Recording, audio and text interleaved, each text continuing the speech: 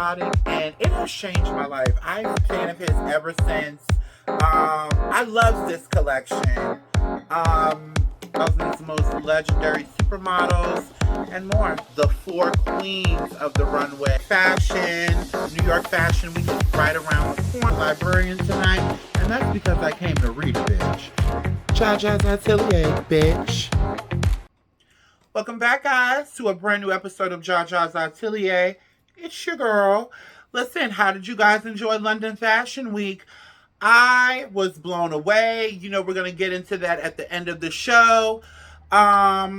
Listen, the weeks are going by so quick. The weather is changing like crazy. I can't keep up with anything that I have planned. My mind is all over the place. This is what happens when we go from summer to fall. It's just blah, blah, blah, blah, blah, blah, blah. So I'm trying to get it together. But I told you guys I'd be back. I am back. You guys are going to be getting this episode. What's today? Today is Wednesday. So you guys are going to be getting this episode on Thursday. So listen, we are in day 2 currently of Milan Fashion Week. And honey, I got to tell y'all, I know that I'm trying to keep it a secret, my 3 favorite shows, but I'm already going to let y'all know. Fusto Puglisi's collection today for Roberto Cavalli, the late great, who actually just passed away not even 6 months ago. He passed away back on, I believe, April the 14th of 2024, so it hasn't been that long. This collection blew me. This is Roberto Cavalli 10.0, but we'll get into that on the next episode. So let's get into some hot topics before we get into London Fashion Week, honey. I'm getting a little ahead of myself. So listen, everybody's talking about Diddy.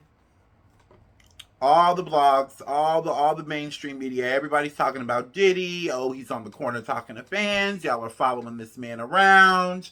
You know, I just have one question. When are we going to lock up Donald Trump? And let's be clear, that is not to negate the things that he has done. But I never see this kind of pressure for the whites. And it's really getting old and it's really getting tired. Don't you worry, I'm going to circle back around to Diddy in a minute.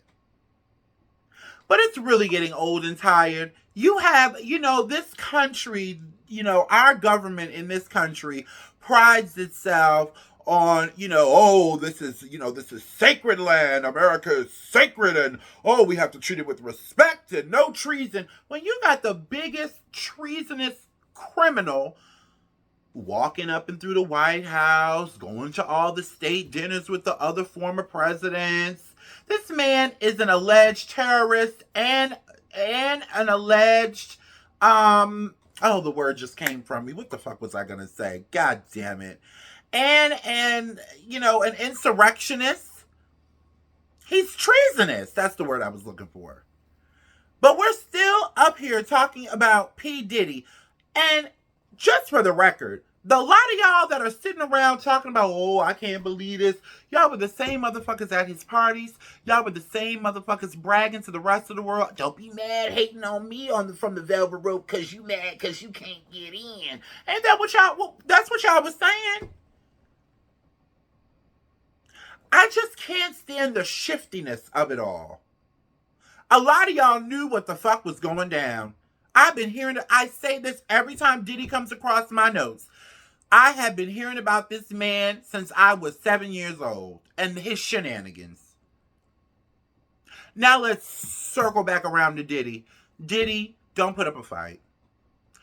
You have lived 1,000 lives. Glamorous, beautiful, rich. You have had all the things. You have gone to every part of the world. You have had sex with everybody you wanted to have sex with. You have done what I will say, you have taken care of your children, even though, your legacy has gone to fucking shit. Your kids aren't hurting for no money. Do the time and just be quiet. Everything in life catches up with you. You know this. Just do the time and be quiet. I see that his lawyers,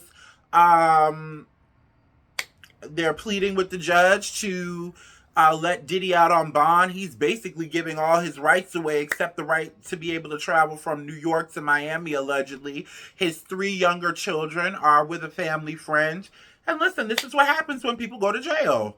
You know, the kids go with somebody, the older kids look out for the younger kids while they try to build their life back up. And this is just what happens. Why is everybody acting so surprised?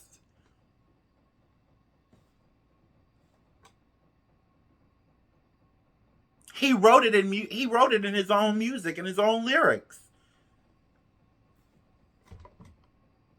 I feel bad for his daughters. Not so much for the sons, but I feel bad for his daughters. And I say not so much for the sons because they're older and they're men. They're young men with an endless fountain of money attached to a huge name. I'm not accusing anybody of no rape or anything like that or from his children, even though one of his sons did get sued for sexual assault. But I'm just saying those boys have lived. They've lived. They've seen things that we'll never see. Just do the time, Diddy. You have lived. You can sit in that cell comfortably knowing that you done did everything you could possibly do. And you know good and goddamn well, and this is my personal opinion, you know good and goddamn well you did have most of the shit that they're saying that you did. So just do the time. You know, there's these words that, the younger generation done put together. I'm a real nigga. I'm a real nigga. A lot of people say, they use that real. I'm real. Well, you know what? If you so goddamn real, then really realize that you did commit these crimes and just go to jail. We don't need to hear about it. We don't need to know about the 1,000 bottles of lube. It's also fucked up how y'all released that camera footage from the inside of his house. I haven't seen boo from the inside of Mar-a-Lago. Again, not defending Diddy at all, because he definitely needs to go to jail. You've been doing this since as long as I've been alive. I'm 34. Even El Chapo got caught up. Your day was bound to come, and you knew it was coming. And I feel like he hasn't really said much of anything, but I mean, everybody else is making a big deal out of it. This is where he needs to be. He needs to go to jail. Period. I don't care what color he is. And please don't get me started on the comments. Oh God. This whole trying to take a black man down notion, y'all really need to put that up your ass and shit it back out clean. Because let me tell you something. Again, if you are black and you are living in America, the same rules don't apply to you, sweetie. To be black in America and to commit a crime is like playing Russian roulette. Words from Miss Antonelli. Ooh. Yes, I have my girdle on. Helps push the girls up a little bit. If you are black in this country and you have the unmitigated gall to break the law, commit a crime, and you think, and you have the, what's the word I'm looking for? I can't think of it. I'm high. And you have the unmitigated gall to think that they're going to treat you like they treat the other, you are sadly fucking mistaken. And there is too many people that have come before us that have told us wise words. Don't fuck with the police. Don't do nothing to where the police got to even know who you are. Because there is that portion of police that is just looking for you to give them a reason. He's facing racketeering charges. He's facing sex trafficking charges. Some of these charges are coming with lifetime sentences. But like I said, Diddy, you knew what you were doing. Just go to jail. Just go to jail. Y'all be rapping about, I could do the time. Well, do the time. You did it. Do the time. You pleading not guilty? Okay. We done seen what you did to Cassie in the hallway. Just do the time. It's not a big deal. People break the law every fucking day. Just do the time. Your kids are straight. Do the time. Hashtag. Just do the time. I don't want to hear no more about it. Especially not from the white folks. Not from the same white folks that's still voting for Donald Trump. Oh no, not you. Honey, please. Y'all don't need to say anything. Now this is one of them situations where y'all motherfucking red bellies need to stay all the way up out of our Kool-Aid. All the way up out of our chitlin juice. All the way out of our fish fry. All the way. Over there. I want the wall. Give me a fucking break. Give me a fucking break. I seen that cunt over there on Fox News. I just think this is a shame. He's bringing shame to the African American community. Girl, and what the hell is the Great Pumpkin bringing to the white community? But Big Mac sauce, syphilis, and a butt rash. And a dry toupee. Y'all white people, stay in y'all place. Especially y'all Trump supporters, stay in y'all place. Now, we ain't all the way squeaky clean over here either, but y'all definitely not. Y'all kill me with that. How do you know what's a disgrace to the African American community? You don't know shit about us. Sitting over there on Fox News looking like a goddamn 2x4 with a wig from Party City and some lipstick on. I'm not even going to call that whole name. Girl, please. Do something with Donald Trump. I don't want to hear no more about Diddy until y'all do something with that goddamn Trump. And that's all I got to say about it. Do something about Trump, and Diddy, do your time. Anyway. So, listen. I was asking everybody what they wanted me to talk about, and, ooh, my elbows are so black. I need some Ambi. And, people, they like to send things to my inbox. And my inbox, I got at least 16. Which y'all be sending me stuff, but half y'all don't be watching the show. I'm going to need y'all to get it together. Support the artillery. Come on. Anyway. But, yeah, I got like 16 DMs. What you going to say about Diddy? My girl. Go to jail and lay down and wait. Anyway, so the other night was the Emmys. Now, listen, my watching award shows all the way through, those days are over. Unless somebody wants to invite me. Anna Wintour, maybe the Met Gala, I can host. I'll do it for free. I'm just saying. The MTV Video Music Awards, I'm just saying. Who do I need to call? Carson Daly? I don't know. Give me some tickets. I'll watch the whole way through. But sitting home on the couch and watching? No, ma'am. So, I watched the red carpet. Sidebar. Nene Leakes is back at NBC Universal, darling. After her long, drawn-out court, suation of NBC after her exit from the Housewives? Could it be that the icon housewife Nene is returning to reclaim her peach? This is huge. I saw her on E! I was like, whoa. Was she not lying? Andy Cohen? I don't know. That was just a sidebar. But anyway, I'm shady today. I have 3, but before we get into that, I wouldn't be mad at seeing Nene on the Housewives, because I saw that Real Housewives of Atlanta lineup, Andy Cohen, and you are reaching, because I don't know who any of those bitches are. You fucked around and got rid of Kenya. You got Portia on there. She's less than smart. Beautiful girl. But honey, she has the personality of a doorknob. Now you've got Phaedra back. Like, come on. I don't know who any of those women are. Just go on back, Nene. You don't even have to ask. Just go on over there. Grab you a peach from Le Grocery Store and go on over there. Anyway, guys. So anyway, she was hosting the Emmys red carpet, and she looked fabulous, by the way. Nene looks amazing. But I have three best dressed, and one of them might really surprise you.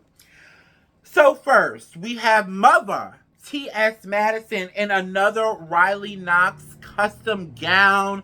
I love the green down. This I couldn't find any videos or pictures that were not watermarked.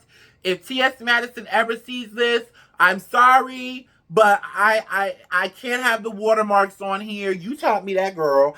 And so this is the best picture I found. Her and her brother G, aka her security guard, aka her trainer, aka sexual chocolate. She looks amazing in this. I love the color on her. I love the robe that just was so dramatic in the back. She was there for you know, her judge job on RuPaul's Drag Race, as well as she was there with RuPaul and all the other judges. You know, and again, I'm in awe of T.S. Madison, the doors that she has busted open. And her story is so inspiring. So I'm glad to see her on there. And this is my favorite look of hers on the red carpet so far. And I don't know, but y'all girls need to start going to Riley Knox because, baby girl, she is doing it. I love this look. Anyway, who is next? Okay, we got to talk about my girl now. We got to talk about my girl now. Now, she coming in second place. The icon, the original dream girl, Miss Shirley Ralph in Versace. Honey, I am living for this Playboy pinup look. I love the 50s ponytail. I love the little bow at the top with the Medusa in the middle. And I'm going to tell you the one thing I loved about this dress, it was the bust. I loved the pointy bust. It was so pointy. I loved it. Her makeup is flawless. She looks absolutely amazing. The waist is snatched. The waist is snatched. I mean, not an ounce of fat. Not that there's anything wrong with that because, honey, jiggle, jiggle, jiggle. Oh, it's pouring out of this girdle. I'm busted out everywhere. God help me. This episode is Jesus take the wheel. I hit the hashish just a little too hard.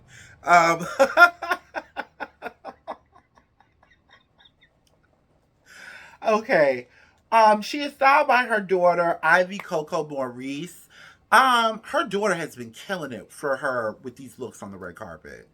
I don't know who else she styles, but I hope she should have a roster by now because the girl has been killing it. This look was everything. Now you're gonna be surprised at my favorite, my best dressed of the night because it is a male.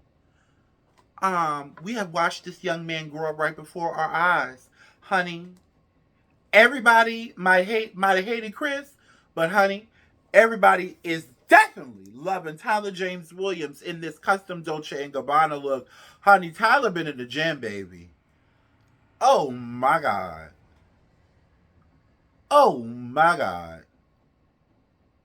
I love that the look was a little gender fluid. I love that the arms were out. This is his coming out look. Honey, I did not know that. I did not know all of that was under that little uniform that he used to wear on Everybody Hates Chris. Honey, he is, wow.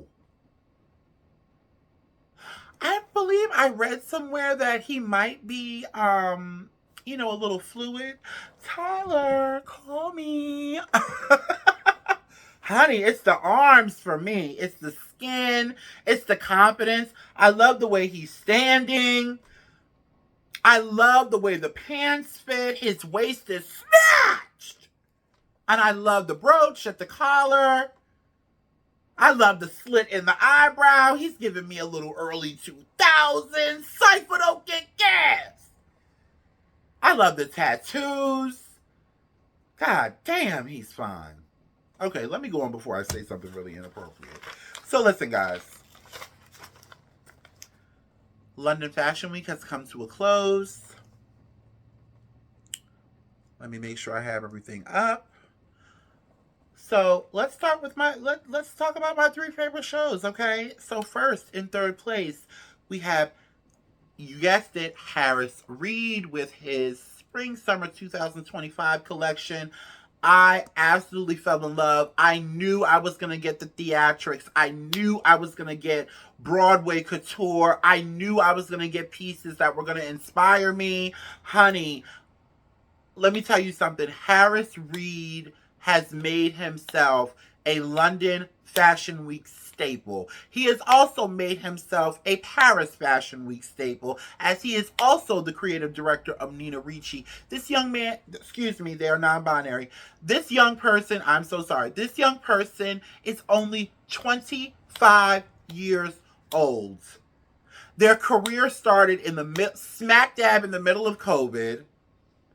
And I remember at the time, there were a lot of brands, a lot of good brands that came out that year that are no longer with us. And I'm so sorry, excuse me. And they have that non binary thing. And it's crazy because I'm a trans woman.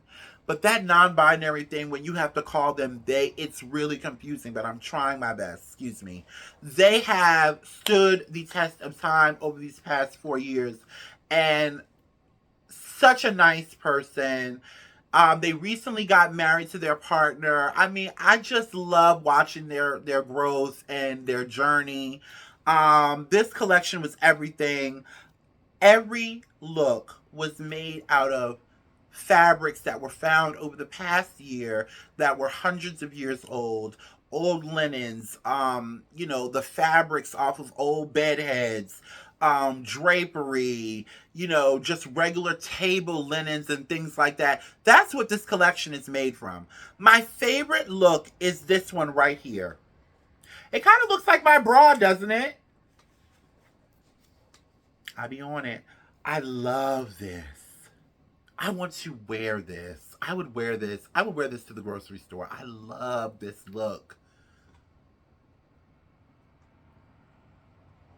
Oh, wow. When I saw this coming down the runway, honey, it took my breath away. It's so angelic. It's so ethereal. I love the little boy standing in the middle. I love just I love how you can see the inside. I love the translucentness of the fabric, and I love that you can see the boning, the caging on the inside. I just love it. I love it. So huge congratulations to Harris Reed. I love your work, and just congratulations on everything again. And sidebar, they were going through a little something something at the time when they were in the middle of making the collection. Whatever it was, I'm glad that you come out of it on the other side. And bravo, bravo. And excuse me misgendering you. I'm so sorry. Forgive me again. Okay, so on to second place. Second place, I'm sorry, guys. And I talked to a couple of people online. A couple of my friends were asking me, what was your favorite collection? What was your favorite collection? And when I said Tolu Coker, they were looking at me like I was crazy. I said, you never heard of this woman? Honey, this collection is this is what we need. This is what we mean when we say representation. Not only was there black excellence on that runway, but there was black excellence behind that creation. There was black excellence in that atelier making this collection. The inspiration was behind, the meaning of the inspiration behind the collection was black excellence, and to have it at London Fashion Week and it to be a black woman designer. I said this when we were talking about Sarah Burton. She left Alexander McQueen and she's now the head of Givenchy. That it's not a common thing for women to take that space, and for a black woman to take that space with her own brand is huge. So the debut of her spring 2025 collection, excuse me if I get this wrong, she's Nigerian. The name of the collection was entitled Olapeju. Olapeju is her mother's maiden name, which in Yoruba means where wealth gathers. The collection was inspired by powerful women, not only the women that she grew up around, including her mother, but strong women all across the world, Community building women, I believe is the word, is the verbiage that she used. I loved the African prints. It she has this signature 70s kind of nostalgia, but it's wrapped in like Afro. Well, you know, the 70s were Afrocentric, to be honest with you. I remember seeing pictures of my parents back in their day, and they had, you know, dashikis on and things like that. I believe my mom wore an African outfit on her wedding day. But it takes me back to that time, but in a more nuanced way. I love the accessories, the hats, the bags, the shoes. I love the way it was styled. This collection was absolutely impeccable, and I really enjoyed it. And I also enjoy when there's a story behind the collection. We get to hear the designer, you know, give their story behind it. And, you know, people say, well, there's a story behind every collection, but this one was an interesting one. Okay? No shade, but in my personal opinion, this was interesting. We don't hear about Nigeria and, you know, Yoruba and things of that nature usually during, you know, London Fashion Week. We need this. We need you. So congratulations to Luke Coker. I'm sorry, I hit the weed. Listen, it's Wednesday. We chilling. Okay? We just talking. Calm down. Calm down. All right, so we have to talk about my favorite collection overall. And this might shock a lot of you, but it has to go to Simone Rocha.